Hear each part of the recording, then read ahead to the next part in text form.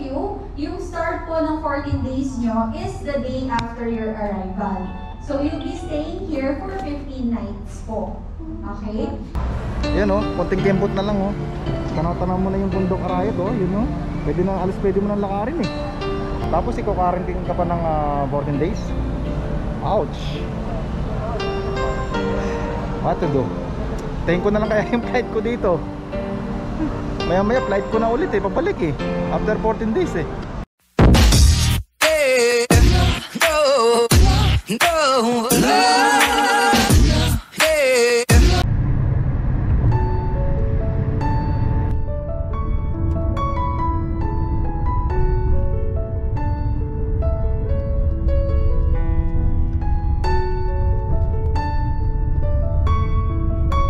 Guys, here we go.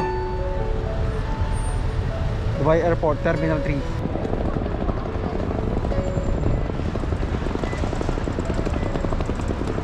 So ganito yung sitwasyon ngayon. Kasi new normal. Ayan, may marami na mga naka-PPE.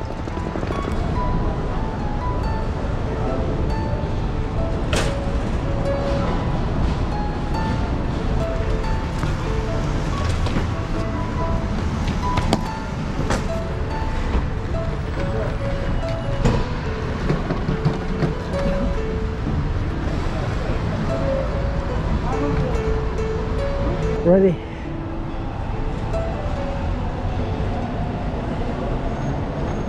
Which airline? Emirates. Emirates first entry.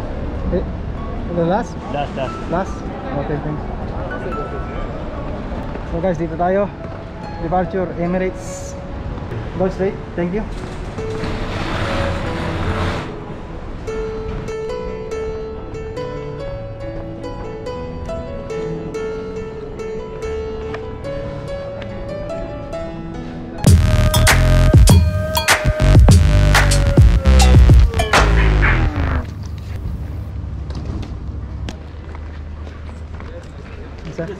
Ang hirap maglakad-lakad ng tapos nakamas, nakakaingal lalo. Shot muna natin itong tubig. So ganito yung nila. Yan, may kabilaan na glass. Mabilis na naman ang oras eh.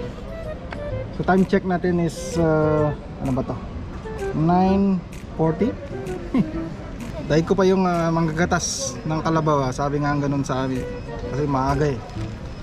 Maaga nga nanggigising. Hindi naman masyadong excited, no? Gitna ng pandemya, ayan. Dito tayo ngayon at maglalakbay. Nagwe-wet na si Don Ramon. Tapos palawbat na rin yung camera natin. Hindi ko pa rin mahanap ang tamang lagas.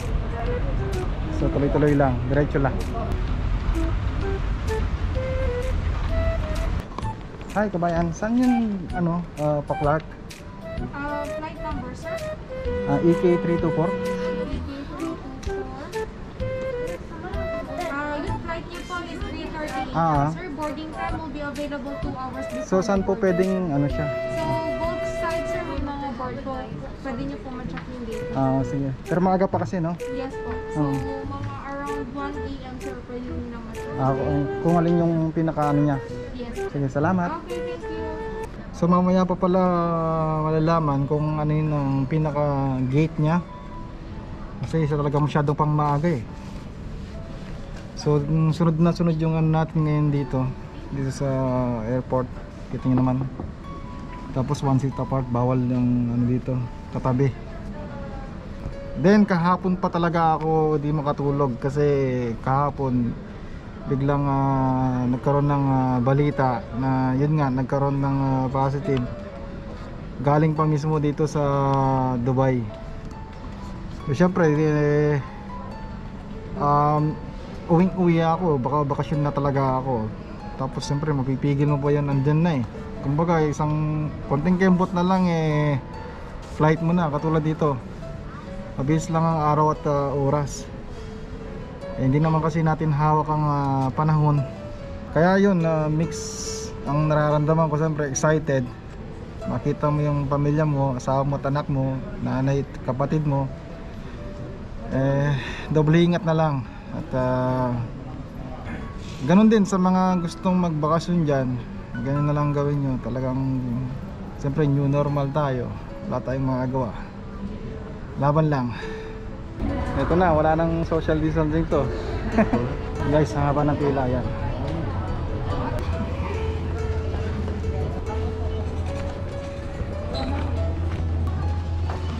Alright, so upo ulit.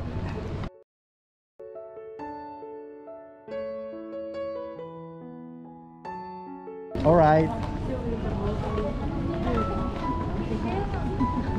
Okay. Ay, kuya. Sa ito. Thank you. Ito na, hindi ka na matulungan.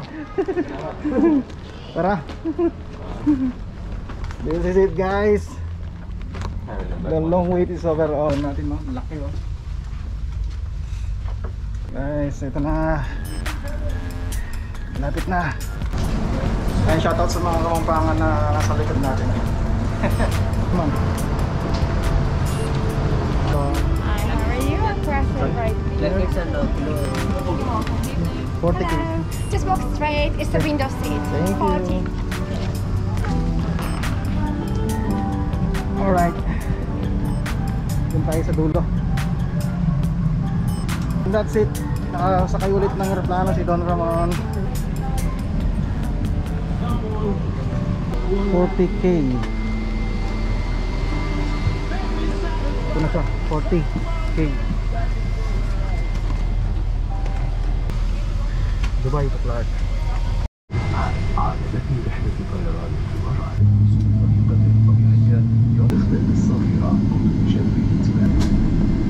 There's always tons of fun stuff you can do on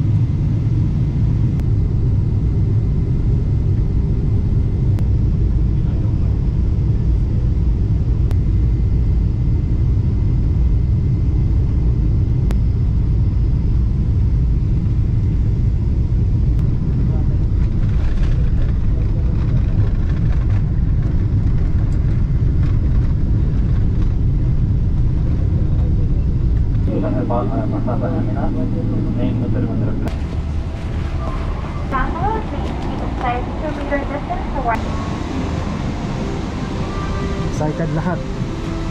Ganon din, maghihintay rin din doon.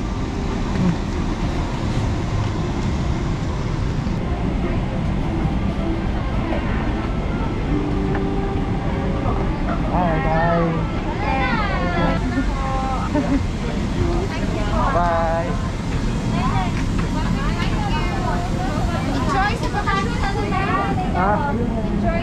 Oh, 30 days lang. Ito na nga sinasabi ko, nasa Pinas na tayo, mainit.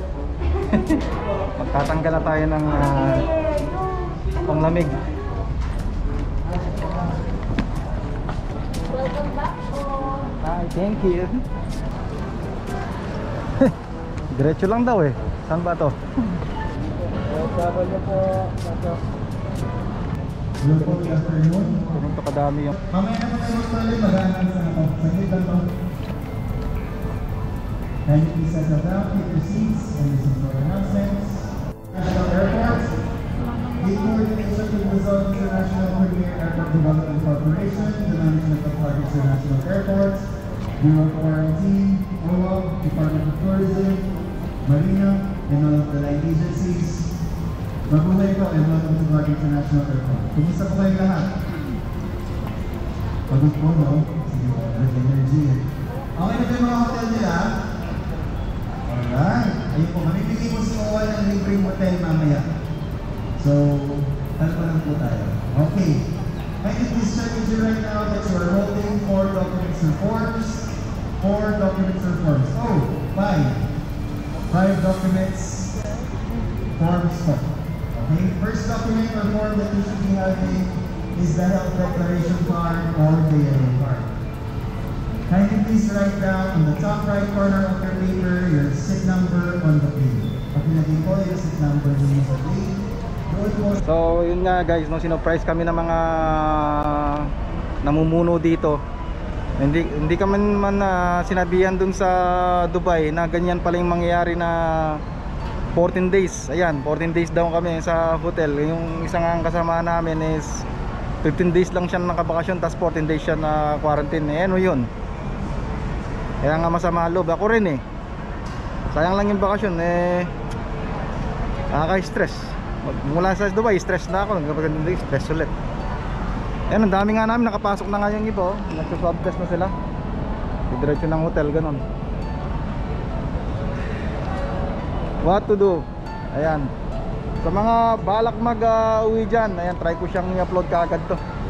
Sa mga balak umuwi ba sa dito sa Pinas or magbakasyon, ayan, mag-isip-isip muna kayo.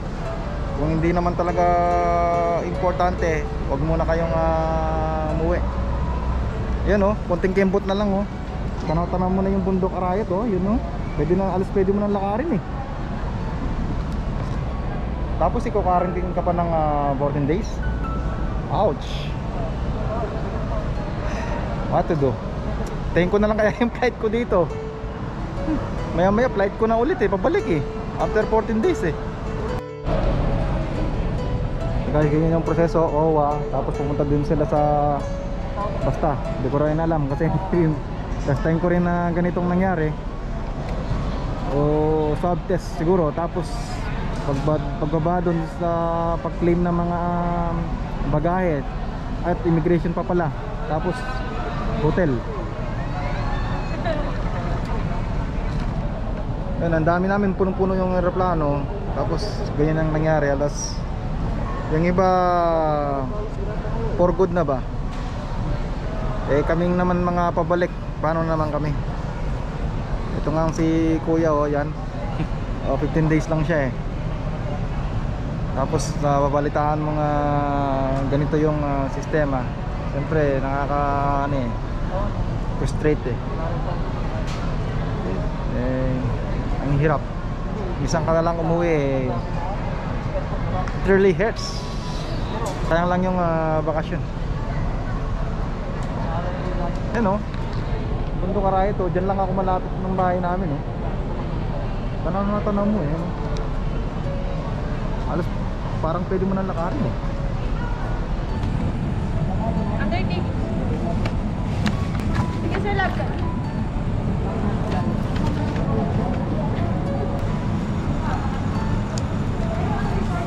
Ito yung hotel mo sir, West Hotel. Baba ka na lang for swab test, madiretso sa baba. Shoutout sa mga kabalen natin dyan. Kabalen, di ba? Yes, Kabalen. Kabalen yan. Shout out. Panoorin nyo sa channel ko, Don Ramon TV. Don Ramon. Thank you sir, ingat po kayo. Okay na? Ingat ha, Salamat. ingat. Yun, may ano tayo dito, kabalen. Tunaw talaga yung chocolate na yan, yung magkagabi-gabi mong papak, tunaw talaga yan. Ako nang uubos nito. Kaya nga eh. Kaya nga eh, ang bibigat ng mga karga natin eh. Tapos eh, ganito pa haba yung proseso. Bawat istasyon, matagal. Ha? Tunaw pa rin sila sa informasyon. Oo, kanina pa tayo dumating eh. Gabi na eh. Pila-pila sa swab test, tapos pagdating sa hotel din, distribute ka nila. Alam ko may orientation pa pagdating dun eh. Mga OWA, ano nila, officer? Oo. May roaming pa doon. Oo. Magbabantay sa'yo. Hindi, bago ka papasukin sa kwarto mo, parang orientation na naman. Orientation na naman.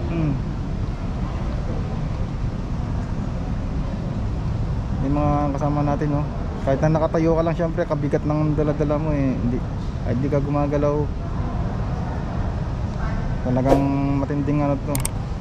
Pagsubok ang dumating. Na 14 days ka na, matagal ka pang matapos dito sa proseso.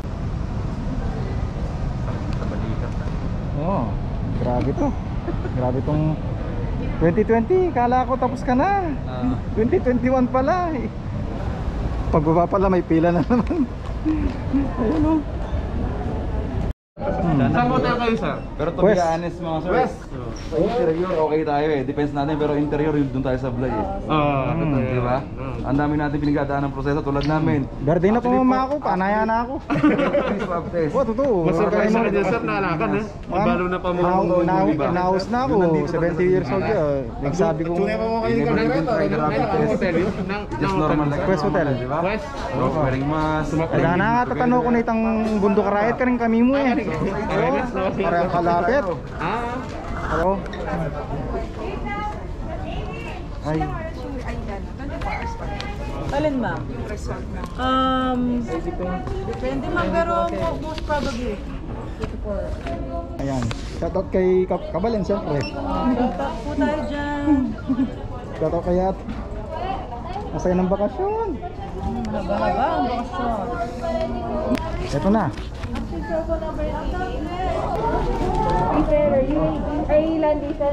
Dubai. Letter E. Karga.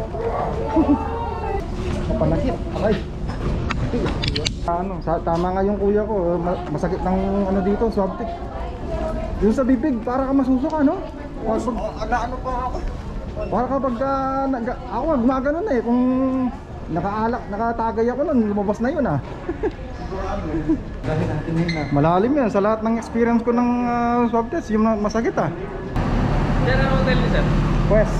West. Palabas na lang ng papel. Check ko lang. Ano ba? Ito? Eh? Tapos tayo. 726. West kayo. Opo. Okay, nakasaya na tayo dito sa bus ng Genesis. Dito tayo ng hotel. Dahil nandun na yung mga gamit at i-disinfect yan.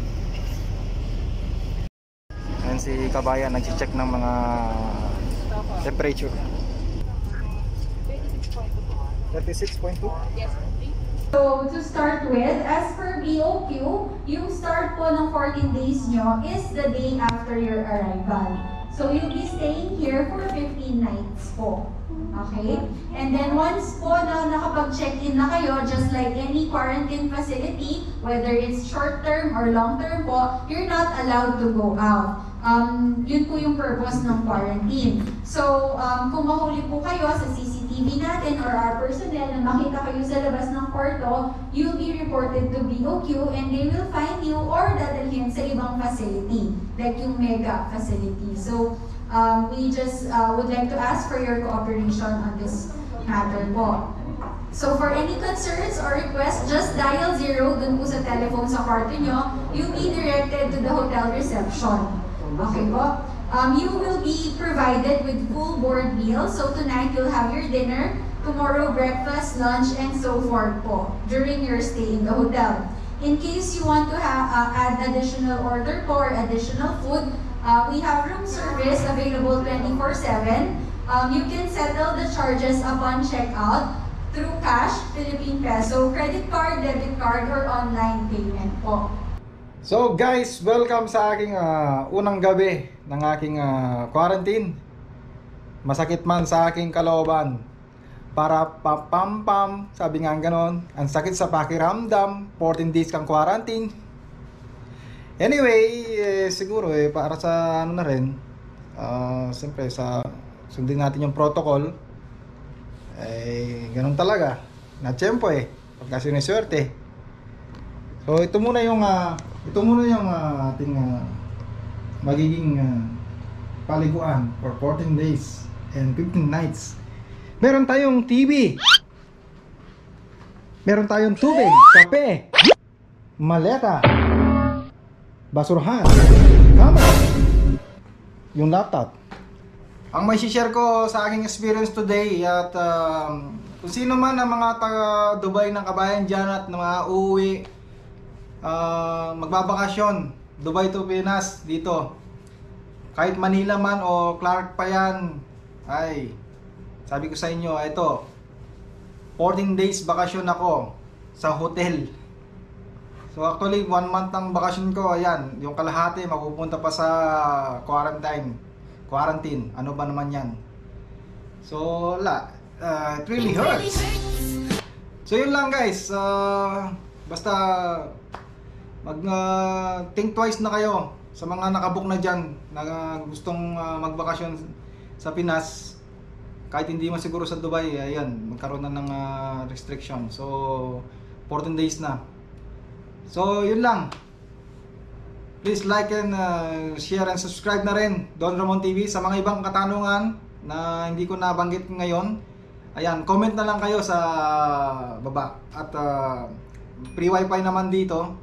At try nating makapag-reply sa inyo at masagot ang kanyang mga katanungan. Yo, this is Don Ramon TV. Peace. Bye.